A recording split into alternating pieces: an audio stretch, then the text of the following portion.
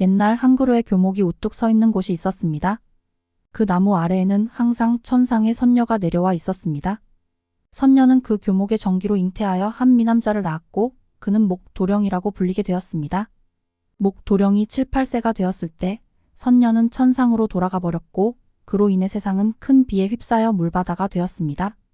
아버지인 교목은 큰 물결에 휩쓸리며 넘어지게 되었고 목도령은 정처 없이 떠다니게 되었습니다. 그러던 중 목도령은 목신에게 간청하여 홍수에 떠내려가는 개미떼와 모기떼를 구출해 주었습니다. 그때 목도령과 같은 나이의 한 남자가 구해달라고 외치는 소리가 들렸습니다. 목도령은 그를 구하고 싶었지만 교목은 반대했습니다. 그러나 목도령은 애원하며 그 남자를 구해주었습니다. 교목은 그 순간 이렇게 말했습니다. 너의 애원을 못 이겨 구해주었지만 다음에 반드시 후회할 날이 있으리라. 교목은 결국 어느 작은 섬에 표착하게 되었고 그곳은 홍수로 인해 오직 높은 봉우리만이 드러나 있었습니다. 두 아이는 그 섬에 내렸고 개미와 모기들은 목도령에게 감사 인사를 한 후 각자의 길로 떠났습니다. 섬에서 두 아이는 작은 오두막을 발견했습니다. 그곳에는 한 노파와 두 처녀가 살고 있었습니다. 두 처녀는 두 아이와 같은 나이였고 한 처녀는 노파의 친딸이었으며 다른 처녀는 수양딸이었습니다. 비가 그치고 홍수가 물러갔지만 세상에는 사람의 흔적이 없었습니다. 노파는 두 쌍이 소년 소녀가 성년이 되자 그들을 부부로 맺어 세상에 인종을 퍼뜨리고 싶어 했습니다. 하지만 두 청년은 서로 수양딸을 취하는 것을 원하지 않았습니다. 하루 구조된 청년은 친딸을 차지하기 위해 노파에게 속삭였습니다.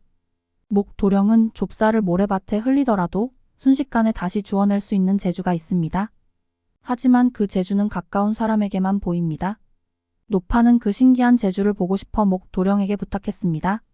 그러나 목도령은 그런 재주가 없다고 솔직히 말했습니다. 노파는 다른 청년의 말을 믿고 목도령이 자신을 무시한다고 여겨 크게 화를 냈습니다. 그래서 목도령은 할 수 없이 좁쌀을 모래밭에 흩어놓았고 그때 갑자기 개미떼가 나타나 좁쌀을 하나씩 물어다 원래의 섬으로 가져갔습니다. 순식간에 좁쌀은 모래 알 하나 섞이지 않고 원래의 모습으로 돌아갔습니다.